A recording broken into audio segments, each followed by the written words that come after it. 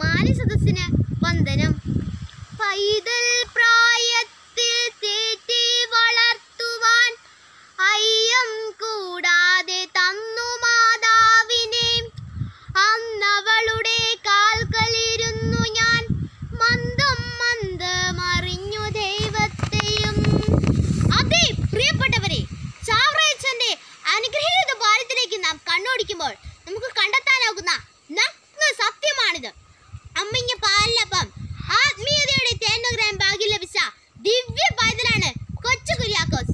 പൂക്കളും പൂമരങ്ങളും പൂത്തു നിൽക്കുന്ന പച്ചവിരിച്ച നെൽപ്പാടങ്ങളും കായലുകളും കൊണ്ട് അലങ്കൃതമായ ആലപ്പുഴയിലെ കൈനഗിരി എന്ന ഒരു കൊച്ചു ഗ്രാമം ആത്മീയതയുടെ ഈറ്റില്ലമായ ചാവറ കുടുംബത്തിലാണ് 1805 ഫെബ്രുവരി 10 കൊച്ചു കുര്യാക്കോസ് ഭൂജാതനായത്. ദളം തികഞ്ഞ വിശ്വാസത്തിന്റെയും അടിയുറച്ച ആത്മസമർപ്പണത്തിന്റെയും പുണ്യാത്മാക്കളായിരുന്നു കുര്യാക്കോസും മറിയോ. ആ ദാമ്പത്യ വല്ലിയിൽ പൂത്തുലഞ്ഞ ഇളയ പുത്രനാണ് കൊച്ചു കുര്യാക്കോസ്. കുഞ്ഞിളം പ്രായത്തിൽ തന്നെ പ്രാർത്ഥനയുടെ മധുരമൊഴികൾ കേട്ടു വളർന്ന കൊച്ചു കുര്യാക്കോസ് മാതൃഭക്തിയിലും ദൈവഭക്തിയിലും വളർന്നു വന്നു.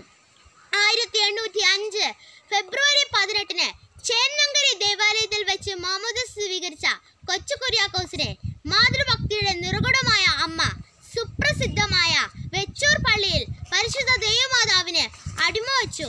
അന്നു മുതൽ ആ കൊച്ചു ബാലൻ മാതാവിന്റെ പ്രത്യേക സ്നേഹവാത്സല്യത്തിൽ വളർന്നു വന്നു. അന്യർക്ക് നന്മ ചെയ്യാത്തതിനും അത്താഴമുണ്ടരുതെന്ന് പഠിപ്പിച്ച ചാവറയച്ചന്റെ ബാല്യകാലം നാം പരിശോധിക്കുമ്പോൾ നമുക്ക് മനസ്സിലാകും. വീടിനും വീട്ടുകാർക്കും നാടിനും നാട്ടുകാർക്കും നന്മ ചെയ്ത് കടന്നു പോകുന്ന കൊച്ചു കുര്യാക്കോസ് കൈനഗരക്കാരുടെ കണ്ണിലുണ്ണി ആയിരുന്നുവെന്ന്. ആശാന്റെ കളയിൽ അരിനിരുത്തി യേശു ദേവായി നമഃ എന്ന് ചൂണ്ടുവിരൽ കൊണ്ട് എഴുതി കുര്യാക്കോസ് എന്ന കൊച്ചു ബാലൻ തന്റെ 5ാമത്തെ വയസ്സിൽ അറിവിന്റെ ആദ്യാക്ഷരം കുറിച്ചു. മലയാളം, സംസ്കൃതം, തമിഴ് എന്നീ 3 ഭാഷകളിൽ ആ കൊച്ചുമിടുക്കൻ പ്രാവീണ്യം നേടി. നല്ല പുസ്തകങ്ങൾ ധാരാളം വായിക്കണമെന്ന് ഉപദേശിച്ച പുണ്യപിതാവ് ഉപരിപഠനത്തിന് സാധ്യതയില്ലായിരുന്ന തന്റെ ബാല്യകാലത്ത് നല്ല പുസ്തകങ്ങൾ വായിക്കുന്നതിൽ പ്രത്യേക ശ്രദ്ധ ചെലുത്തി.